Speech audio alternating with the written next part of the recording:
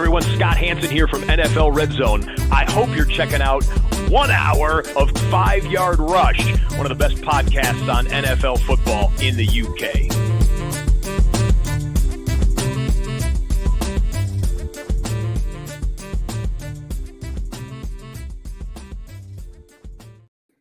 What is happening, Rush Nation? We are here. It's the weekend, and we're going to be talking about the last few games of the slate for this week. We did the first half. Obviously, some updates since then. Chris Godwin didn't practice yesterday. Jaden Daniels didn't practice yesterday. Terry McLaurin looks like he's going to be out. So there's going to be some flux. There's going to be some pieces. We also had a game. So the Seahawks won. They beat the Cardinals, which I was a little shocked about. They were pretty much in control for the most of it. The Cardinals kept it tight.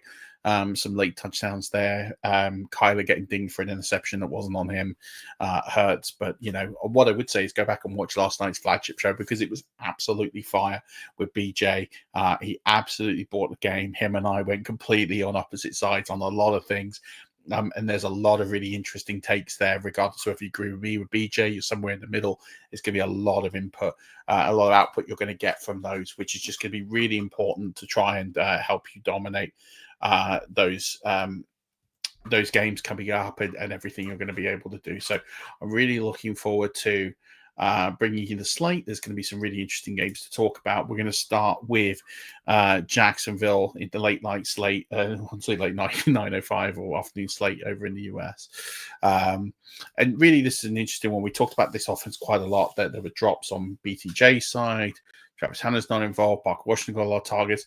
What does this really sort of all mean? It just means that with this particular game, and I realized I'm not bringing up the screen, so I better do that quickly. Let's pull that up there. So you can see here that the 49ers favored by 3.5, despite all their injuries, over under set 47.5. I think that's high. I don't think it's going to get that high. They did crush the line last night. Fair play to Vegas for that. But what we're seeing here is I think that the 49ers will win this fairly comfortably. I think the Jaguars offense is proving difficult in the passing game, and they're going to have to pass a lot more, and they're going to just have to keep passing to get it right. Brock Purdy, I know he has a questionable tag. I think he'll go this week. He's at 7. I have Trevor Lawrence at 27. It's just really not a startable spot here. He's not connected with the receivers. The passing game is pretty poor. It's not going to happen for them. So I'm just not there. And I'm fading Trevor Lawrence and most of the passing attack, as you're going to see here as we go through this. Christian McCaffrey, he's my running back 1 this week. You can start him with confidence. Travis Etienne, he is at 21 this week. Byshore Tootin has a questionable tag. He's at 35. If he can't go for whatever reason, wheels up Travis Etienne, he's going to get a significant increase in my numbers this week. We're looking at the receivers here. I have Ricky Pearsall at 17. He is questionable, but I expect him to go. Brian Thomas Jr. is down at 33. Travis Hunter is at 51. Parker Washington is at 61. Jawan Jennings is at 69. He's down there because he has the questionable tag, and I'm less convinced he is going to be able to go. So that's why he's down there. If he's up there, he'll be in somewhere sort of around BTJ numbers is where I would expect him to be. Tight ends here. Brenton Strange is at 17. I think he might get more and more workload. It's just hard to put him higher at a point. And Jake Tongs is at 23. He's a pretty okay, but not very low upside kind of player for you. I have the 49ers at 12. I have the Jacksonville Jaguars at 24.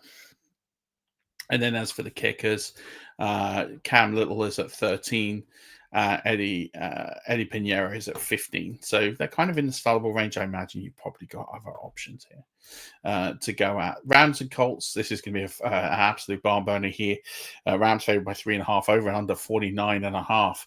And I really like this game. I think this will be the game in the late window I'm probably going to be most interested in. I think it's got all the happenings of other than Chiefs Ravens, of course, is a big game as well. So I think these will be the two games I'm really focused on because I think we're going to learn a lot more about these two teams after this week. Daniel Jones, he's at 9 in my rankings. He's really been exceptional so far. I feel very good about him.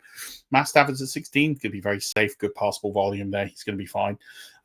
So you can start both options, but Stafford will just have a bit of a lower upside. Jonathan Taylor's at 2. I think this is a great matchup for him. Kyren Williams is 12. Great to see him return back to form last week. So again, I can start both of these players with significant confidence this week. Puka Nakua's at 1. Devontae Adams is at 6 this week. with a questionable tag. We'll keep an eye on that one. Michael Pittman's at 23, Josh Downs is at 54. Those are the four you can start in this game. And then as for the tight ends here, you have Tyler Warren at 4. I'm not worried about Tyler Higbee or anyone else. He's got a questionable tag as well. So he's down at 34 in my rankings. I won't be having him any higher. If anything, he'll go down from there. And then as for the defenses, Rams at 20, Indianapolis Colts at 25, both good offenses. Can't imagine these defenses are playable this week. And then the kickers right up there. Spencer Schrader's been money this season. He's at 5. Josh Carty's at 12. Definitely a really good kicker, but just probably lacks a little bit upside just because they keep scoring all the touchdowns. Next, we've got Raiders and Bears. Raiders favorite in this one at 1.5 points, over and under set 47.5. Yeah, I'm not buying that. Like, I'm not buying the Bears as being the underdogs in this one, and I'm not buying and I'm not buying 1.5 being the line, even the 47.5. Like, you just think it's this Vegas have got this wrong in my eyes, but then I've been wrong so many times before and be burned when I do this. So yeah, we'll see what happens. But I think the Bears have got a good chance, and as a result, I've got Caleb Williams at 5 this week in my quarterback rankings. I think he's going to have a good game. Geno Smith's down at 17. I think he just is inconsistent from a fantasy perspective, and that's why I've got him where he is. Ashton Jeety's at 17, just struggles with the O-line. We broke that down in the show a couple of weeks ago. DeAndre Swift, he's at 29. He carries a questionable tag, which is why he's down that low. If I felt he was going to be 100%, I'd probably put him a little higher. Kyle Monangai, he's at 49. He might get a little bit of work. He's one I'll definitely be keeping an eye on to see if he does get then into Swift's workload a little bit more. Roman Dunze, he's at 9. Jacoby Myers is at 15. DJ Moore is at 32. Trey Tucker's at 41. I talked about him on last night's show, so feel free to go and check that one out. And then I have Luther Burden down at 75. He had a great game last week, but he's right in there with Donta Thornton and Omaladi Zaccheaus. I just think he needs more volume before I can rank him much higher than that. He absolutely balled on the volume, but he's a player I keep watching, and I think maybe come to week 10 onwards, I think he's going to be in a good position. Brock Bowers, he's at 5 this week. Cole Kmet is at 27, and Corson Loveland is all the way down at 35 this week. He has also got a questionable tag. As for the defenses here, Chicago Bears at 19, Vegas Raiders at 29 this week, and then the kickers, we have Cairo Santos at 20, Daniel Carlson at 23. Other really top game in this sort of late window is, and the last one of the late window is the Chiefs versus the Ravens. Ravens favored by 2.5, over under 48.5. Feel that over under is a little soft, so it'd be interesting to see if the over can hit there, because I'd favor that. I think the over is what I fancy, and I think there's a lot of points here. Which is why I have Lamar Jackson at 2, and I have Patrick Mahomes as 8 as my quarterbacks this week. Both are must starts play. You've drafted them as must starts. They're must starts this week. Derrick Henry had a bit of a rough time, but he's at 8, expecting a bounce back at some point. Isaiah Pacheco and Kareem Hunt almost have got back-to-back 33 and 34. I think they're splitting the work. Isaiah Pacheco has seemed to have lacked a little bit of explosiveness here. As for the receivers, I've got Zay Flowers at 10, Marquise Brown at 49, Tyquan Thornton at 55, Xavier Worthy at 58. He is probably going to move up in my rankings. He's at 58. I know that he's come off the injury report, by just keeping an eye a little bit further. He will probably excel up into the 30s for me, just because I'm not quite sure with all that time out how good he is. But there's no doubts that in the coming weeks it'll be a lot higher. So he's going to get a revision in my ranks. Travis Kelce, he's at 11 in my tight end ranks. Mark Andrews at 14. Big breakout, big numbers last week, but Isaiah Likely is back. So I imagine that it's going to revert back to normal. And then I have the Ravens at 16, Kansas City Chiefs at 26 here. And then I have Tyler Loop at 2, Harrison Butker at 9. Moving on to Sunday Night Football, Cowboys versus the Packers. Packers favored by 7, over under 47.5. Can't really argue with any of this. I think the Vegas have got this absolutely spot on. So I feel pretty good about where they've got the line and where I've got my ranks in this game. Jordan Love, I think, is going to have a great game. I think you're going to see a little bit more on the ground game from him as well. So he's at 10 this week. Dak Prescott's at 18 with no CD Lamb. That upside is well and truly capped. Josh Jacobs has a questionable tag. I think he'll be fine. He's at 6. Javonte Williams has had a good season. He's at 15 this week. I think he's definitely going to still get utilization despite the negative game script. Then we go to the receivers here. Highest rated receiver in this game is George Pickens. He's at 22, followed by Matthew Golden at 36. Romeo Dobbs, he's at 39. Dontavian Wicks is at 57. And then I have Turpin at 65. Jalen Tolbert at 77. I'm just not sure which one of those are going to play. So I've kind of got to eat each other's lunch and they're going to be a bit stuck there. As for the tight ends, I have Jake Ferguson at 1 and Tucker Kraft at 3. I think this is where the production is going to go in these passing games. And I think they're going to get a lot of work. So start them with Freely. Green Bay Packers, they're at 8. Dallas Cowboys at DST 30. Who would imagine that from a couple of years ago where Dan Quinn was the defensive coordinator that dropped that low? Brandon Aubrey, of course, is my kicker 1. He will be most weeks. Brandon McManus is at 6. Moving on to the first of 2 Monday Night Football games. It's the Dolphins versus the Jets.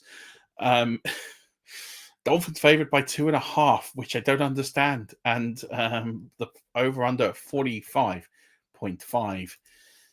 I don't really have anything positive to say about this one, other than I like Devon Chan.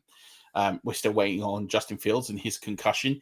I got him as the starter at 19 at this point, but in truth, I don't know. He's not recovering well from this concussion.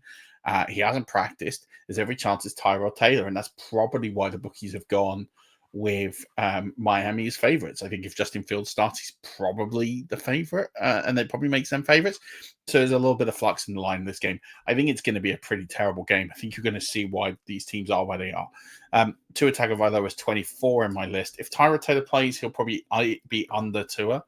And I think if I get certification that Fields is going to play and he's good to go, he'll probably be higher than 19 in my ranks. But that's just kind of where I've got him right now. Devon Achane, he's at 7 this week. Breece Hall, he's at 18 this week. Braylon Allen at 40, Ollie Golden 41. As we get into the receivers here, highest rated receiver here is Garrett Wilson. He's at 8. Tyreek Hill is at 20. Jalen Warren's at 38. He's got a questionable tag. Malik Washington's at 87 in my ranks this week, so no need to play him. But he's a good stash play. Keep an eye on him. We look at the tight ends here. There's absolutely nothing here for tight ends. I've got Mason Taylor at 29. He has got a great schedule coming up, and they should start utilizing him more, but they just haven't, and that's hard to sort of bank on. I have the Jets at 13. I have them as the best unit in the game, and I think they win the game for the New York Jets, and I have the Dolphins at 23. And then we have the kickers here. They're very low down. Nick Folk and Riley Patterson, just don't need to start them. In this case, or in any case, in any game. Last game of the window is Broncos v. Bengals. Broncos favored by 7.5, over under 44.5. They're just expecting the Broncos D to absolutely stuff Cincinnati here, and that's absolutely fair. We need a Bo Nix get right game, and hopefully it's going to be soon. I've got him at 15 this week. I just can't get there any higher with how appalling it's been so far. Jake Browning, he's at 30 this week. Just not seeing it. And this is not the week to get cute with Jake Browning, even in a super flex. As for the running backs, I've got J.K. Dobbins at 16, Chase Brown at 20, although I do think there's a get right game soon for him. It's not going to be this week, though. RJ Harvey, he is at 36. He's starting to get a little bit more work, but I'm still sticking with J.K. Dobbins owning the most of the backfield here. Jamar Chase, he's my wide receiver 12, and there was a case to put him down a bit lower than that, but he is where he is. Cortland Sutton, after finally arriving this season, he is at 16. Great game last week. T. Higgins is at 31. Troy Franklin's at 53. Marvin Mims at 64. Just keep an eye on Franklin. I wouldn't drop him yet. It definitely trended back to Sutton, and they were better as a result of it. Let's see what happens as the season goes through. Mike Gesicki is the highest rated tight end here. He is at 26. So, yeah, there's not much to look at here from the tight ends here. And then we've got DST's Broncos are my DST1 this week. Start with confidence. You have to with where you draft them in leagues. Cincinnati Bengals at 31. And then as for the kickers, Will Lutz at 17, Evan McPherson at 21. And that is going to do it. That is the matchup show and everything you need to know in week 4. Rankings will be in the Discord. Keep an eye on those. I'm going to give them a firm update tomorrow and a bit of a shake. So make sure you do that. Check those out and give us a like and subscribe. This is a lot of work that we do here. And watch last night's show you want to. Until then, Rush Nation, have a fantastic weekend. Good luck in week 4. Don't forget, as always, keep rushing.